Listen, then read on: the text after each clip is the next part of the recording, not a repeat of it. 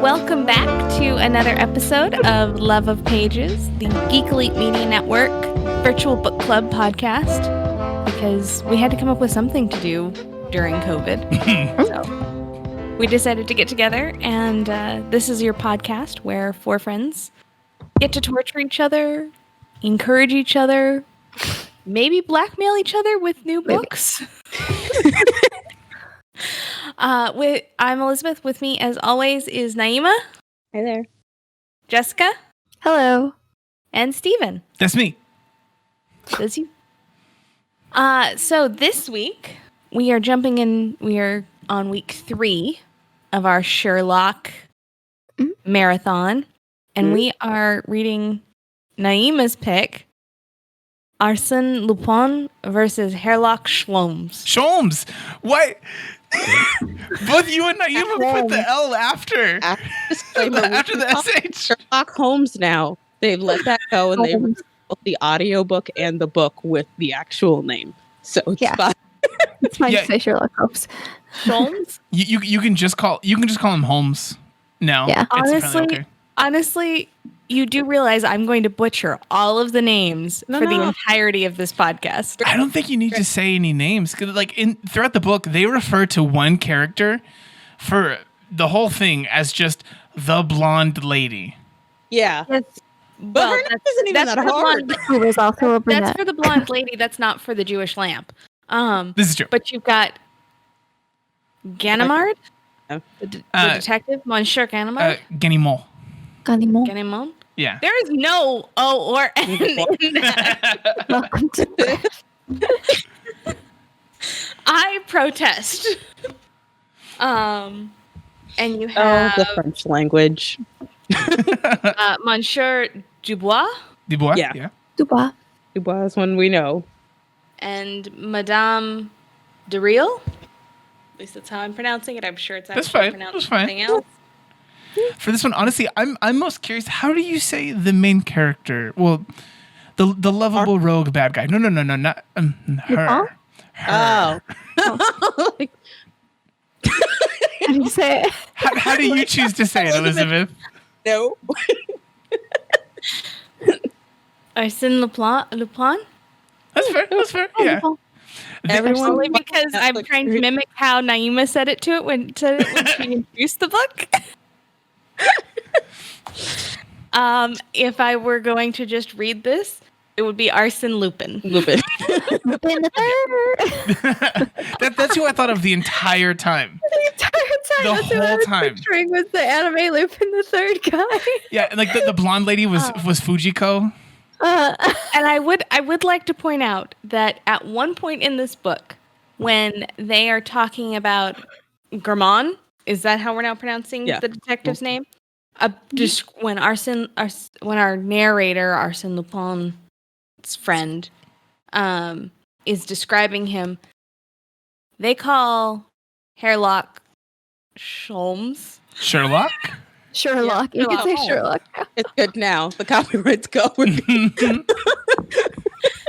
But they actually write it Sherlock Holmes. Yeah. Oh. Yeah. Yeah. Wait. Yeah, they address it in the beginning. That is the only point. Yeah. So, backstory for everyone listening. The book was originally written as Arsène Lupin versus Sherlock Holmes. Herlock Holmes? No. Okay, I got you. I see. Yeah. Sherlock Holmes. Maurice Leblanc, who is the author of the series, when he first introduced Sherlock, was asked by the author of Sherlock Holmes, Conan Doyle, to rename the character. So there wasn't any confusion. And he just obliged. So he was like, yeah, sure, I'll rename it. And then that's where he so cleverly came up with Herlock Sholmès. Is that better? Yeah. Sholmès. Who makes the last name almost impossible to say. Like, I can say Arsène Lupin so much easier than I can say. I can't say any of these names. And I do appreciate that it's just Wilson. No doctor, no first name, just Wilson. pretty much useless Wilson. Hey, no, that's not true. Yeah. He got the number of tiles, like the number thing that was written on the floor. For 1 second, and Sherlock was very happy. He was Yeah. like, "Oh, you anything else?" And he was like, "No." And he was like, "Well, that was useful." What he said in that part was like, what a shame. And your debut was so bright. Basically, it was wonderful. So, as is common in most book clubs I've ever partaken in, we are drinking beverages. So, this week I am lazy because it's been a week. So, I am drinking red wine because we're in France and why not? Agreed. Not great with cocktails. I'm getting there. I tried. I thought about it, and I was like, I'm going to mix all these things. And I was afraid it was going to taste terrible, and I'd have to sit here with it. So we went for the classic wine. It is both French and very classic and gentlemanlike, and we're dealing with the. Yeah. Well, Lupin is French, and then also Sherlock Holmes, one of the drinks that he liked was French wines. So, in the novels. Great. And Jessica, what are you drinking? Well, I had a week as well, but I chose hard liquor.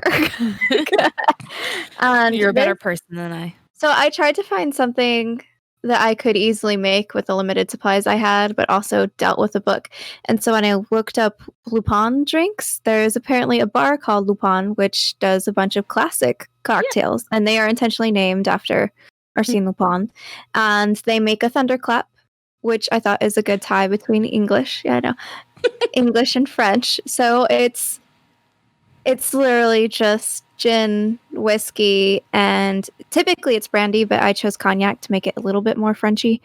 It's literally just 3/4 of an ounce of each, and you shake it and you pour it in. So it's just straight liquor, but 3 different kinds. Just straight. Like it. There's not even a squeeze of lemon in it. I haven't even tried it yet. And Steven, what are you drinking this evening? I was limited to what Let us guess before Steven announces it. What do Okay. we think he's drinking? Naimah knows. I can't guess. Jessica, what do you think he's drinking? Some kind of tea. Okay. Okay, you're going to go with tea. I'm going to go with some sort of energy drink. Okay, hold on. I'm just going to let everyone know in French. Just let anything. Anything. Yeah, Nothing? no, French was not one of my languages. I had to go with what we had on hand also, and so I have water. So much better in French. Is it at least bubbly water? No. No, it's flat water, isn't it? Yeah, this is room temperature tap water. It's like it's tap from Yeah. the brand Our Sink. And All right. This is actually, sorry, I must say, because I just tried it, this is actually surprisingly smooth. All you get is an aftertaste of apples. Huh. Which is really shocking because it's dry gin in it. And I'm like, oh, this might be a go-to drink. Thanks, book I'm going to club. take that as a win just because I don't know if this book is going to ring with a win for everyone. I'm taking the drink Jessica made completely out of her own accord as my I like the book. I liked the book a lot, personally. I did enjoy the book. It was kind of hard to follow.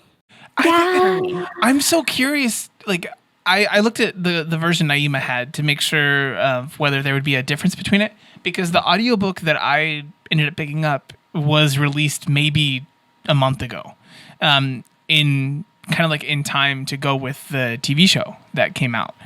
And so in there, they actually say Sherlock and everything throughout. It's read in a very modern way and everything. So I was curious if there would be any differences, but no. You guys have the same text as me. I found it very easy to follow. I think probably for me at least, it was stumbling over the names. Audiobooks will take that problem right out. Because there are a lot of characters and there are a lot of... similar. There are not numerous locations, but the names of the locations are repeated so frequently that it's kind of like, okay, wait, I have to feel the need to like draw out a map.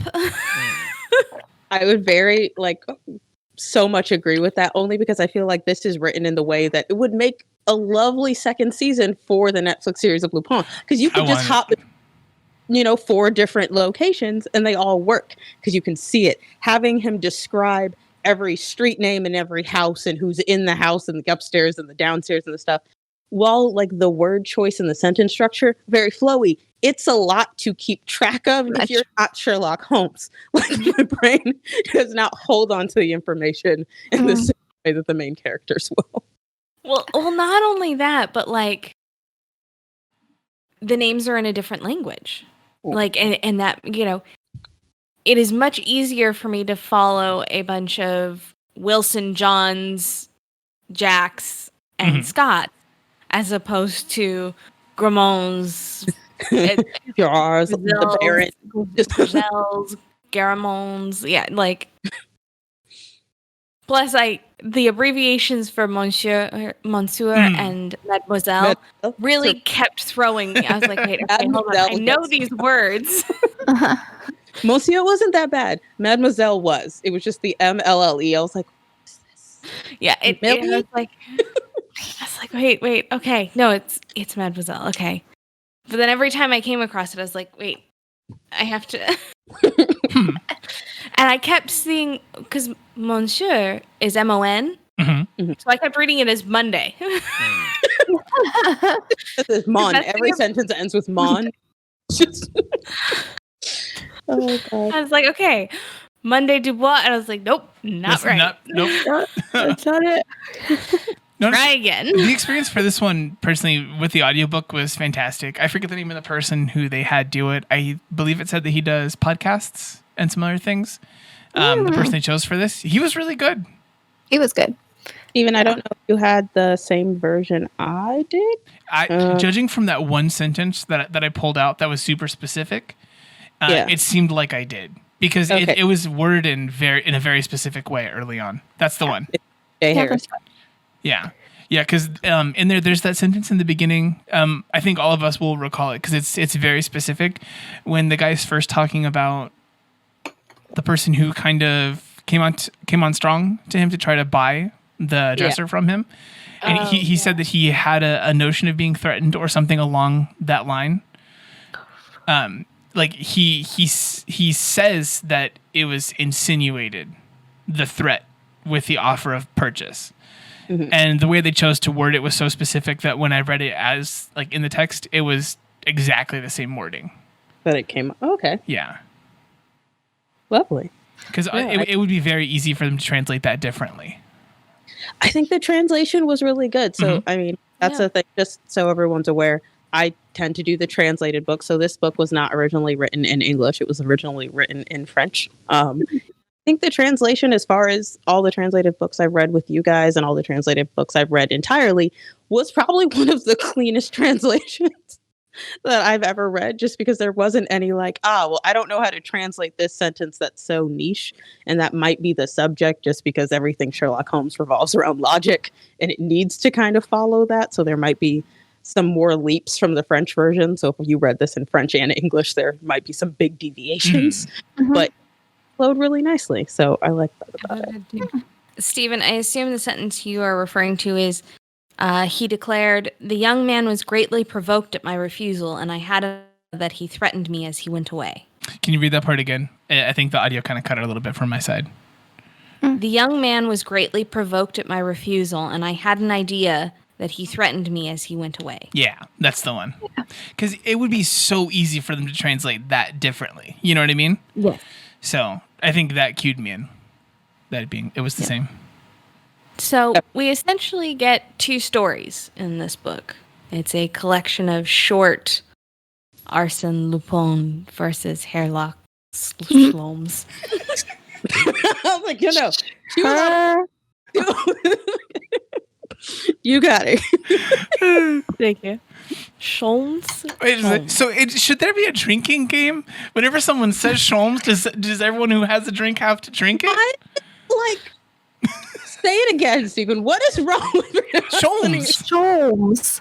I think you and I are switching the L and the O's. Yeah, Oh, you're yeah. saying Sholmès. Hard. And it's Sholmès. No, it's just Sherlock. I can't do it. I give up. Sholmès sounds like it's an old Sholmès. beer that no one drinks anymore or something. Like, that's all that sounds like. I don't know why you guys are saying it this way. Well, except that's a very good description for this Herlock Sholmès. Yeah. See, here's the problem with turning that into a drinking game, Stephen. I would be so drunk that we would never finish. I could pull out a good episode. I'll edit it together. It's fine. Thanks. Yeah, so we got different stories in this one. We got different stories. So we open with what ends up being essentially entitled The Blonde Lady. I really struggled. There are no chapters in this book, so it's not like these are divided. So that is a big difference, Stephen. So the audiobook has chapters. The audiobook Oh, yeah, not necessarily follow the. So we have, I think, 5, 6, 7, 8. We have 8 sections or different mysteries within, Sherlock Holmes versus Arsène. Yeah. There are, I think, a few more chapters in the audiobook version because it breaks up some of the longer mysteries into 2 chapters just for. Yeah. I see. Yeah. But these breaks are just like 3 little dots in the middle of the page. Yep. And then we switch to that little sloop. I don't know what you call it. The Sholmès sloop. But now. I'm trying to find a picture of it. But for this one, honestly, I don't know. It sounds like I might have had the better experience for it being an audiobook listener.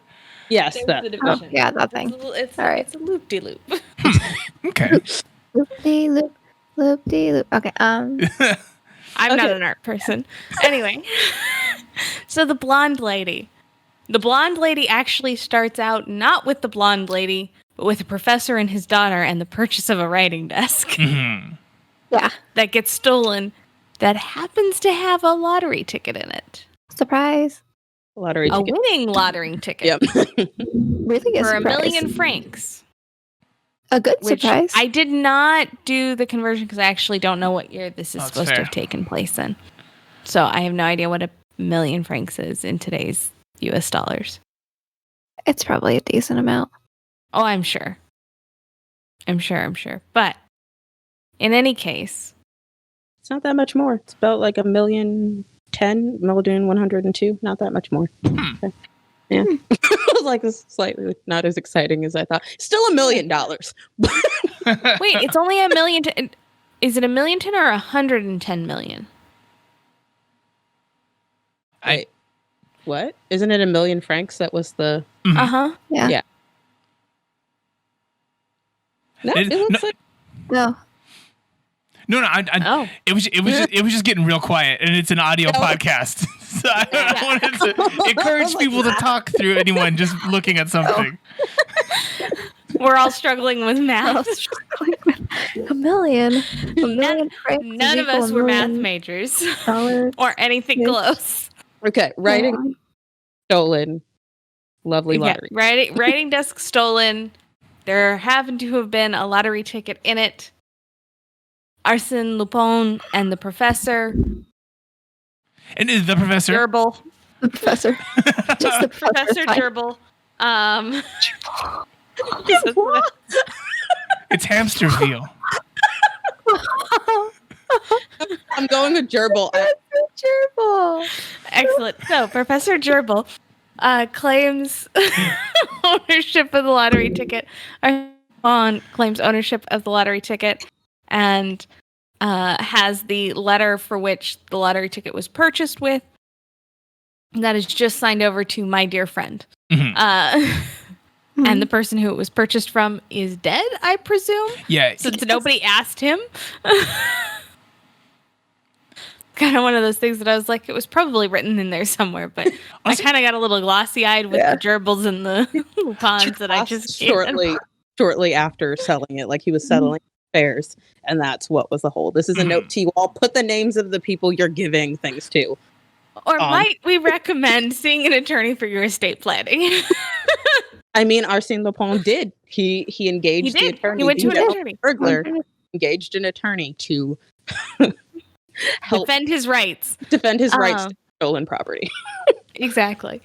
And then he wrote Professor Gerbil, hey, I know I stole it, but you can't prove it. And I have the ticket, but you've got the right to the ticket. And neither of us can do anything about it. So how about we split it 50-50? And if you don't agree to split it 50-50, I'll make this very painful for you. It's because he says it'll cost you 250,000 francs.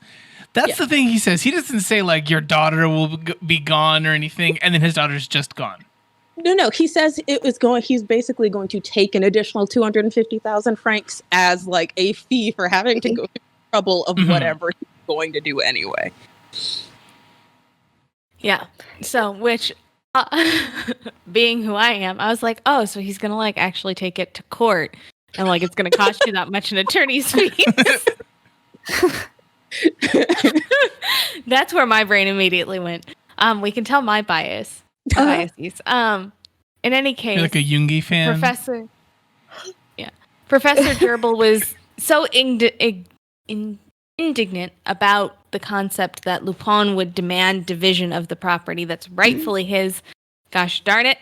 And so he refuses, and he shows the letter to Lupin, the letter from Lupin all over the place. And they say that is not sufficient evidence to prove that Lupin, in fact, did steal the lottery ticket because they can't prove that that's Lupin's handwriting and that Professor Gerbil didn't just forge it. And so Lupin kidnaps Professor Gerbil's daughter. Assumedly. Allegedly. I don't know what word we're going with here.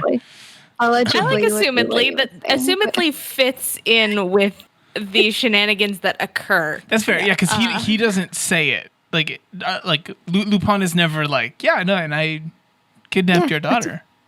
Yeah. Everyone's just like, yeah, no, his daughter's gone. He's in this thing with Arsène Lupin. He kidnapped his daughter. Yep. And important Case closed. 100%. For those unfamiliar with Lupin is like he's known as the gentleman burglar because he's got this sort of air. Everyone knows Lupin is a burglar. It's not like he's this man. It's like, oh, he's being accused of something for the first time. His name is widely known all over France as being a con man and a criminal, but they can never catch him. Yeah. Well, and on top of that, he like intentionally fuels the newspaper fires. Oh yeah. He's like, yes, I like the attention. Give me more of the attention, please. It's all a game. Quite similar to like Sherlock's, deciphering crimes. His committing crimes is a game for him. One thing that I don't know, for you, Jess, maybe this was a thing. My attachment to the character Lupin III was the thing that got me to enjoy this, I think, initially, because he's very much the same kind of character, where that Arsène Lupin has Ganimard, who's coming after him all the time. Lupin III has, I think it's Inspector Zenigata, who's always coming after him. Yeah, something like that. Lupin III was made after this character. Oh yeah, no, it's like intentionally Lupin III because he's the third Lupin. Yeah. So in any case, Professor Gerbil loses his mind. Things get resolved. They all meet at the lawyer's office. They split the cash 50-50, and it turns out Professor Gerbil's daughter was just taking a walkabout with the quote-unquote blonde lady for 2 weeks throughout Europe. They were just traveling. She was having that's what ladies do. Having the time of her life. Got some learning done, went to some new places, apparently snagged the possibility of a good marriage. So it's true. Well, except no, she was already going to marry her cousin Philip. Yeah. Well, she liked him. She liked her cousin Philip. Yeah, but her dad was not cued in on this, though. Yeah. No, he was not. So Arsène Lupin kind of clued that in, like, hey, we're going to set up a marriage while we're doing this. Yeah. Well, it was like... And here's her wedding gift. Yeah.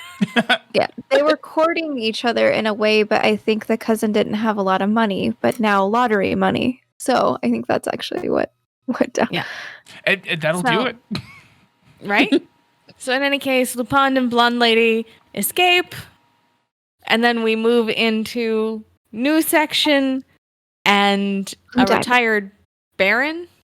Yeah, Baron. Right? Baron? Yeah. A retired baron ends up dead, and all the doors, windows are locked. and the servant is the one who finds him, and then the only other person is the secretary, blonde lady. She's gone. And Germond, the detective, is ripping his hair out, going, "Can't you see these are all connected?" And everybody's like, "Yeah, you're funny." Yeah, like the one guy, the other guy who seems to be above him is like, "Yeah, no, it's probably him this time too, right?" Sure. Always Lupin. Right. It's Right. Lupin. Book tropes of always the back and forth between you've got the law enforcement and always that one person, just like how Sherlock has his counterpart, Ganimard is Lupin's. Like, it's always going to be him, and it always is. Mm-hmm. Give him for that. It always is him. Right. So, in any case, the real mystery is the blue diamond that sits on the Baron's hand, which was not stolen. So it was auctioned, and the Countess something or another. Yeah, the lady who won the bid. Yeah. The lady done won the bid. The Countess who collects jewelry, because do we know a Countess who doesn't collect jewelry? But that's beside the point. Jewelry Countess. Can we call her the Barefoot Contessa? Sure. Okay. So the Barefoot Contessa. Thank you. The Barefoot Gerbil Contessa. and the Barefoot Contessa. Okay. I should probably actually attempt to pronounce her name at least once in this podcast. No, don't. I like No, where don't do it. oh, yep. Crazone? No, that's the Yeah. show. Crazone. Never mind. Calzone? No, it's Yeah, yeah, okay. So Barefoot Contessa goes to the Chateau Calzone with her blue diamond I think after having won it, her and takes off. it's Ina Garten Eat it. is her name. Takes off. Stop Barefoot it. Contessa takes off all her jewelry so she can play the piano for all her guests, who include Herr Ambassador Germany person, and the blue diamond goes missing. Mhm. They determine it's the ambassador, and just as he gets ready to leave the country, they arrest him and they find blue diamond in his toothpaste container. Yeah. I don't think it was actually a toothpaste container, but we'll go with yeah, it. it's something It's a different tooth. type of thing. Yeah. Yeah, it was something tooth something. Anyway, and Detective Germond goes traipsing about trying to figure it out, and he comes to the conclusion it is the blonde lady Mhm. posing as Madame de Riel, who didn't exist Madame before de 6 Riel. months ago when the Barefoot Contessa met her, Mhm. and who was also at the Chateau Calzone. So he hunts her down. He stages a big ta-da moment, and the real Madame Riel shows up. Mhm. Not the Ta-da! same person. Yeah, I like that. Ooh. and Wah-wah. he says this whole thing, and he's like, "And is this the blonde lady that you saw?"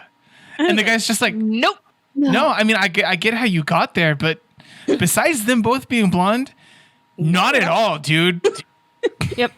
And the real Madame Riel whips out a letter, hands it to him, and it's from Arsène Lupin, going na na na na na. It's like IOU. You can't catch me. Na na na na na. Which So should the be Barefoot Contessa entirety of and It's just so the, arguing everything. so the Barefoot Contessa and the Barefoot Count ask Detective Germond if they can invite Herlock Sholmès to come and solve the case. And Detective Germond goes, "Yeah, sure, whatever. Yeah. Give it a shot." Yeah, like when So- they go to invite Sherlock, and he's like, "Yeah, I mean, go ahead. Like, I mean, I can tell you how it's gonna go. It's impossible to catch him." This isn't going to work, but if anybody could do it, probably him. Yeah. So I will assist however I can. And that way, when he done screws up, you can all stop teasing me about it. So, in comes Herlock Sholmès with the Wilson. very Yeah, with useless Wilson. Wilson, who drops the doctor because now he's no longer a doctor. The French just hate the English. He's just a Clearly. volleyball maker at this point. Pretty much. And wouldn't you know, when they first land, them and Arsène Lupin and our author are all at a restaurant together. Yep. Surprise! Hey, I take it back. Earlier, I said that Watson got one good one in this one. He nailed it with 2 in this one. Mm-hmm. And after the dinner, he nailed that one. Sherlock's like, why do you suppose he was here? And Watson's like, to eat. He's like, you nailed it in one, dude. Got it. Like there was no ulterior motive. It was literally just like okay, cool. We could play this game. We can have fun. And so they have a lovely conversation. They have a gentleman's standoff, and they're basically like, all right, game, set, match. I'll see you on the field. It's honestly, they lay out the plan for the rest of the book. Sherlock goes, I have 10 days here, and I will arrest you on the 10th day. And Arsène Lupin's like, not the 11th? And he's like, no, I only have 10 days. Just like, what's going on between these two, right? I like that. I feel like in that exact moment, Lupin decided, you know what, to win this one, I don't necessarily even have to not be caught.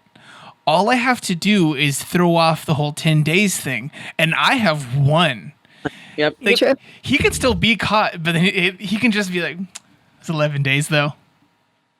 So, you said 10. Of this is very explicitly notes that Sherlock is the only adversary worthy of the name. Mm-hmm. Like,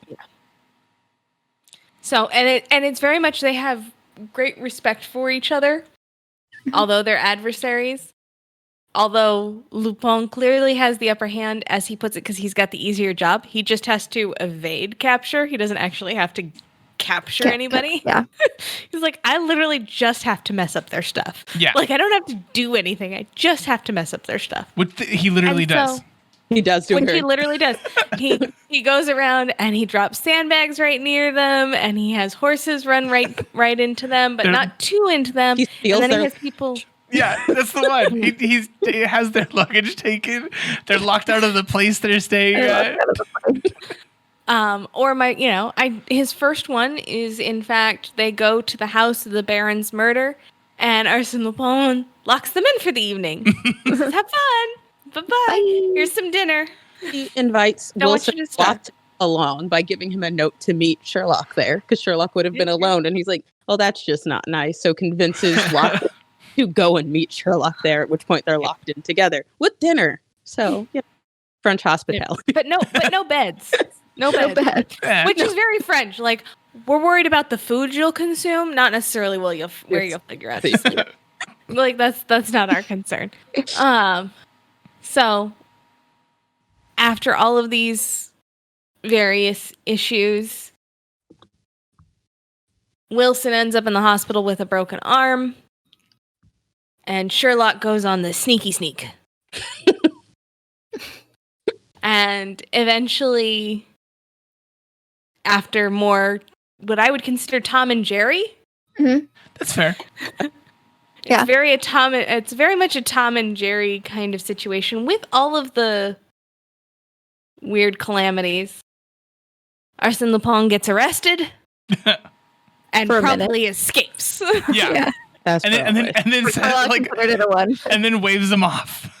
Yeah, and then it's like, bye-bye. Bye, have fun back in England. It was okay, so I'll see you later. Naimah and I watched recently a lot of The Nanny, and there's that scene where the boat is going away, and it has I forget his name. The brother, like the other Mr. Sheffield, and he's going off on the boat, and she's just standing on like the dock for the place. That's all I was imagining, and he's just like, bye. He's like waving. They're just 30 seconds too late. It's like, oh. So we then jump ahead, and the French reach out to Herlock Sholmès, and they go, we have another Lupin case for you. Take a drink.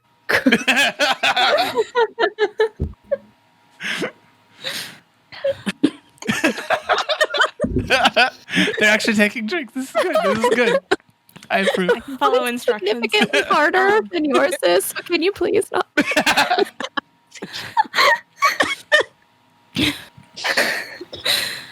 So, right as he gets that note from the detectives, Arsène Lupin sends him a note that says, "Nah, dude, don't come. Don't come." Which Herlock Sholmès says, "You don't tell me what to do. I'm going and I'm going to capture you." Which I feel like Arsène had to know would happen. Yeah. Like, you don't tell. Don't do it. Or I'm going to do it. I know. And the Jewish lamp is a much shorter story. Yeah. Like a much, because, like, I mean, to be fair, like a third of the blonde lady is just setting up for Herlock Sholmès to arrive. Yeah. Mm-hmm. And then in the Jewish lamp, it's 2 pages, 3 pages, and then they're like, "Yes, he's here." Yeah. So, but in an interesting twist, Lupin is protecting the family that is dealing with the theft of the lamp, and Herlock Sholmès basically comes in and blows the shit up. Y'all got a drink? Sorry. I'll take it for a second. So, it's like the second section, like, I guess, I don't know, third mystery, but second mystery. It was 2 hours in the audiobook, where the rest of the book had been like 4.5. Yeah. So, It did have the best part, though, of them on the boat getting shot at. Lupin's like, "Come get me," like ducking behind Sherlock.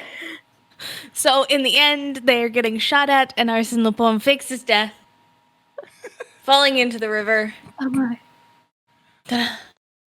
Very dramatically, full Phantom of the Opera flair. Right, and ... And He's not He's not dead. He shows up back on the boat as Herlock is headed back to England with the other culpable party, who he has snuck out of France because she didn't really deserve to be caught.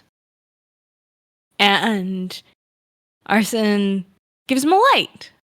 And Herlock's like, "Oh, well, yeah. Oh, you know what? One of the English chiefs of police is walking right by. I'm gonna go have him arrest you." And he's like, "If you have him arrest me, I have him arrest her." Yeah. And Herlock Sholmès It's just like, Yay. goes, "Yep." "Fine, I hate you." Okay, then. Kind of the way I feel like Biden and McConnell sit and look at each other like, Just like, I was thinking, like, the stand up from Donald Glover. There's the part where he's like, there's a tiny Klansman that he hangs out with, and he pitches this whole this sitcom thing, and he's like, Tiny Klansman. I hate you. I hate you too, Tiny Klansman. That's in any case. And of course, Herlock Sholmès is also really upset about the fact that he has to lie about the Jewish lamp and how it was recovered and all of that good stuff because he can't admit Arsène Lupin was being the good guy. Since we've taken it through the actual story stuff, in the beginning of the first story, were you was anyone else a little bit confused about who was supposed to be the narrator in this one? It took me a hot minute, basically until the dinner, when it came across that this was a person who was his biographer. Yeah. For Arsène Lupin. Mm-hmm. Yeah. At first, I thought it was Arsène Lupin himself. Yeah. Yeah. And then I thought maybe it's Arsène Lupin's version of Watson. Mm-hmm. I mean, it kind of still is, though, serving in that kind of regard. Is, Yeah. except he doesn't do any of the actual. Yeah, he doesn't have like I guess an accomplice in the way that like Sherlock has.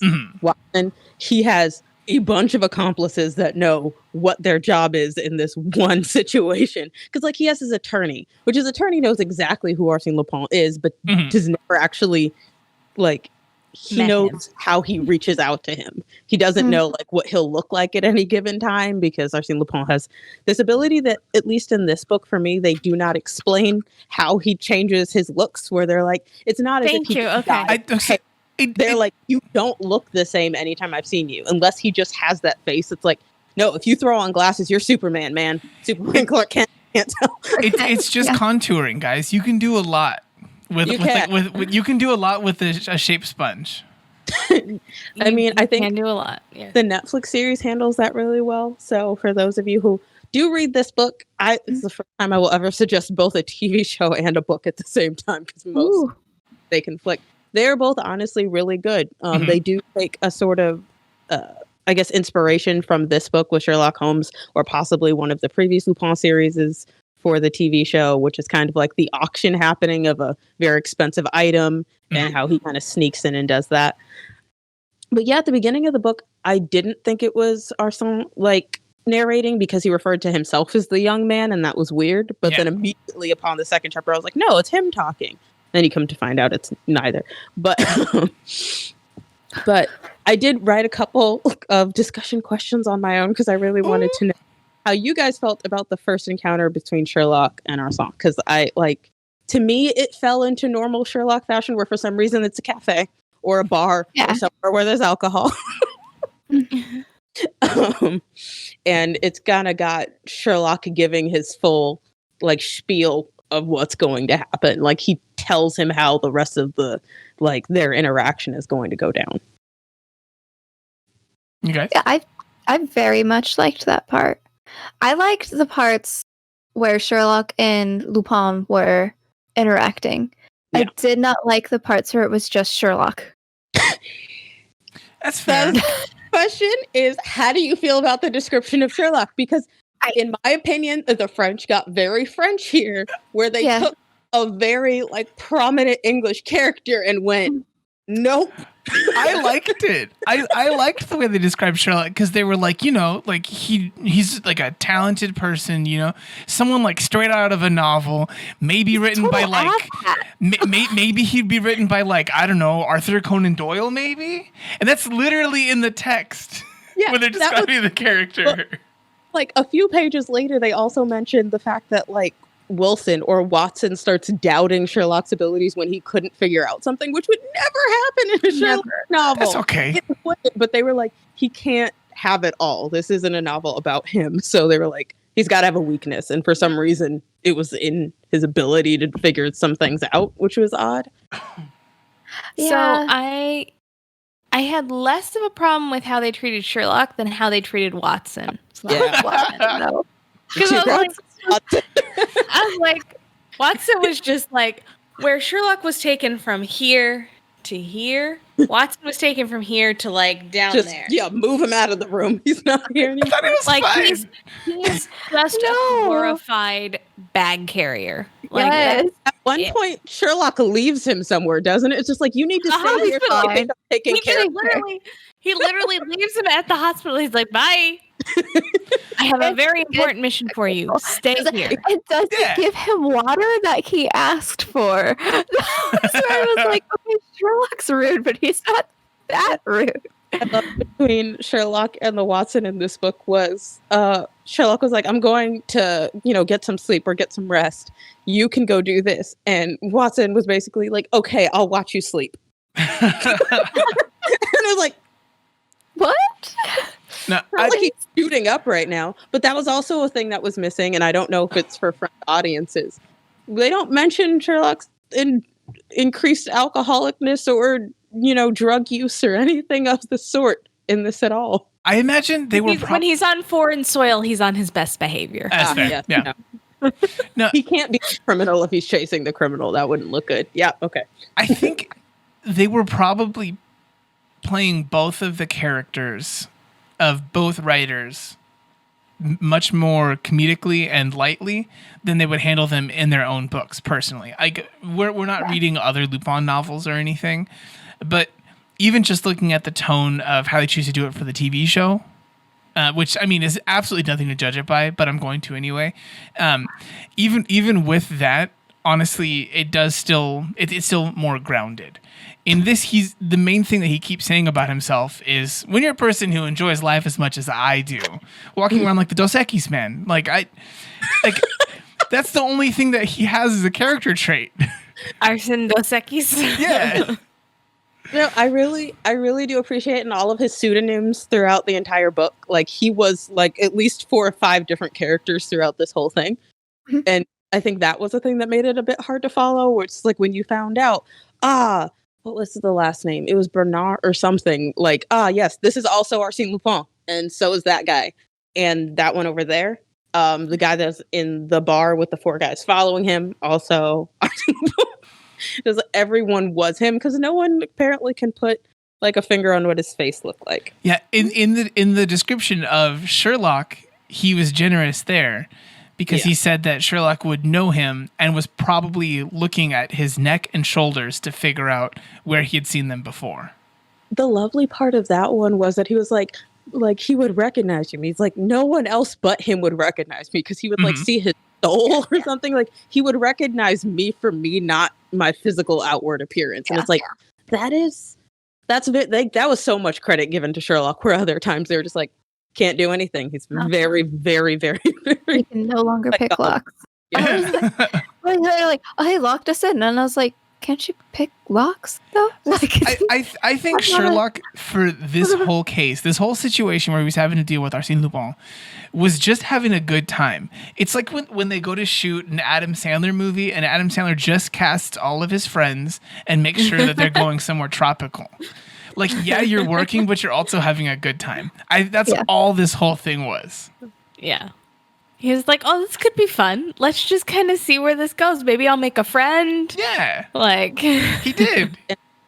Nice to go against somebody other than Moriarty for a change. It's true. You can only hang out with him so much. Not looking to like absolutely burn the world down. Yeah. So all in all, I really liked it. Like, this was a really good time. All I could think during this one was that I wish that the Benedict Cumberbatch series was still going and that we got to see it cross over with the Lupin series. Just like this out here, I can't promise anything, but someone on the internet more recently said that season 2 of Lupin, they didn't mention Benedict Cumberbatch, but they're like, some of the more recent Lupin series, such as this one, have done a crossover to like what we can expect in season 2. And I'm like, you don't give me Sherlock. Yeah. I will drive up to the headquarters and murder you. I could see that being like a season 3, season 4, like kind of special. You know what I mean? Yeah. But no. So Stephen, overall, you enjoyed it. Jessica, your thoughts overall? I did. I actually really did enjoy it. It was just, there were so many fun scenes in it. A lot of it, there was a lot of useless stuff in it, but like there was just so many fun things. Like the water scene will forever stay attention. Melissa's just like, can I have some water? And Sherlock's like, oh, this water, and just like leaves it across the way. Goes, bye. Yep. Yeah. No, this was not gonna lie, this was much easier to read, Naimah, than the other translated one.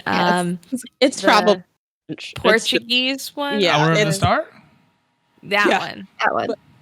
Which that was a struggle. It's lovely that like you say that, because I brought that up with Stephen, because he was wondering if this is just like a more modern translation. This was translated in 1910, so this isn't like this was translated. Wow. Well, no, this is definitely an updated one. There's no way this particular translation is that old.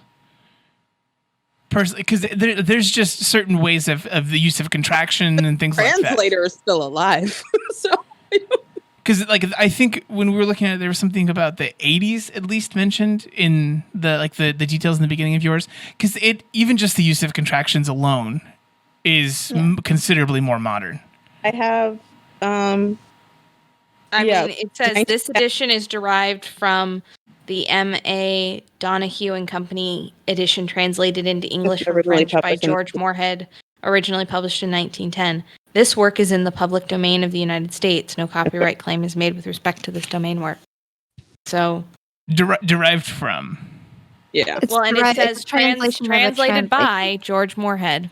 Yeah, no, like if it's still like attributed to that person, because that's, again, it's so specifically modern.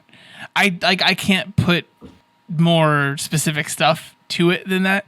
It's just very, very specific. I'm going to have to find this out after this podcast. But just comparatively of the two books, even if this is a little bit more modern than that one, just like, because even that book was relatively new by itself. And that book was 70s, 80s? 70s, early and 80s. translated more recently, and it was just such a struggle for that person to make anything in that book make any kind of sense. Yeah.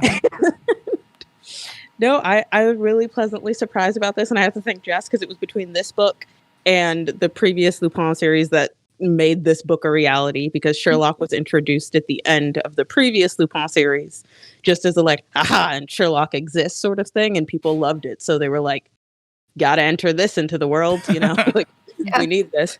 And I was hesitant to pick that book because there were like a mixed bag of reviews. You know, your English people going, that's not Sherlock, and your French people going, woo, this is fun. I mean, yeah, it's kind of just like, woo, this is fun. It's fun. This isn't. Yeah. So no, I enjoyed it. But so next week we wrap up our Sherlock marathon with Steven's pick. Yeah. So Steven, what are we reading for you? So we were kind of planning this whole thing around the different specific kind of choices that we usually make, like sticking to our strengths for this one. So for yours, Elizabeth, we did something that was older, a little more historical. So the first novel. For Jess's, we did something that was a YA book. Yay. And then for Naimah's, it was a translated novel. For mine, honestly, I was kind of going with the idea of comics before. I was trying to figure out what exactly to do until I had a conversation. Well, actually, I had a conversation, but it was just given to me by Keith, who is from the We Have Issues podcast here on Geek Elite. And he gave me a pretty good suggestion for this one. And I think it's a great way to close this out. It's nice and short, nice and easy. And depending on the person, maybe it's a great way to do this one. We're going to do an audio thing because audiobooks. And it's only 45 minutes long. Awesome. Written and read by Neil Gaiman. Awesome. I love comics. And this is called A Study in Emerald. Okay. So, thank you, Keith. I mean, thank you, Keith. We Have Issues. At the same time, Keith, I hate you because I now have to listen to an audiobook, which means I have to go pay for an audiobook. It's $3. Oh. It's 45 minutes. It's fine. Well, like most of the time, audiobooks, like you get the paperback for $8.99, but the audiobook's $23.99. And it's like, I mean, it's hard audio. Anyone. This costs money to make. What are they charging for? What are you talking about? All of the recording time, the SAG actor who's SAG actor who's reading it. I do not fault them. They have expenses. I'm just not willing to pay $23.99 for a book that I can get for $8.99 and keep forever. I understand there is like money and there are a lot of expenses involved in recording it. I also know that I can find a lot of books read by a random person on YouTube. So the thing that you guys are paying when you're getting a book for cheaper while having like just like a physical book is that's the only thing you get to do really with your eyes. If I'm listening to an audiobook, I can do whatever the hell else I want at the same time. I can't do that. I agree, because I would not have had time this week unless I had the audiobook to read this book. I think audiobooks are great. I know I'm not a person who can do both. I can multitask for a lot of things. But you have listened to the last 3 books as audiobooks. Yeah, but I wasn't doing anything else. That's the problem. I still have to sit there and just go. You were working at the same time. Which is exactly how I take an audio thing. I'll go to like a I'm not saying that there's inherently like one superior thing. I think they both have trade-offs and like pluses and minuses. So I will apologize. So I am a visual learner. So my ability to recall the plot is going to suffer. Luckily, it's only 45 minutes, so I should be able to take notes, which should help. But yes, we will give this a shot. So join us back next week to wrap up our month-long Sherlock or Herlock Sholmès. Hey, brought it around nice and strong at the end. She still drinks. It's a celebratory one this time. It's a celebratory drink. Next week for Stephen's audiobook by Neil Gaiman. So, Naimah, if people want to reach out to you with fun translations of international works, where can they find you? I am on Instagram as Other Pages, Other Places, and also on Instagram and Twitter as Imogenon. And Jessica, if people want to talk to you about listening to audiobooks while painting, where can they find you?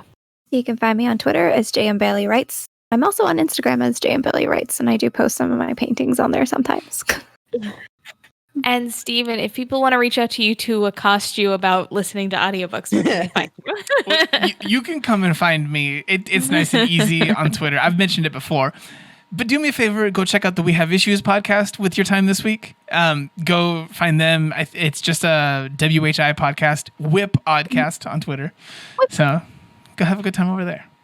Although please do not go accost Keith. He is not subject to this, this debate. He's just kindly helping Stephen out with a book selection. But speaking of such, please remember to rate, review, and subscribe to this podcast on whatever podcatcher you use. You can find me with the rest of Geek Elite Media at Geek Elite Media and our Facebook page /Geek Elite Media. Archived episodes of this podcast and other podcasts on the Geek Elite Media Network can be found on our website, geekelitemedia.com. If you have a couple extra dollars, please run on over to our Patreon page /Geek Elite Media. It helps to support all of the activities that we do here and with all of the other podcasts on the network. Until next time, this is the Love of Pages reminding you to keep turning those pages and always remember to Geek out. Geek out.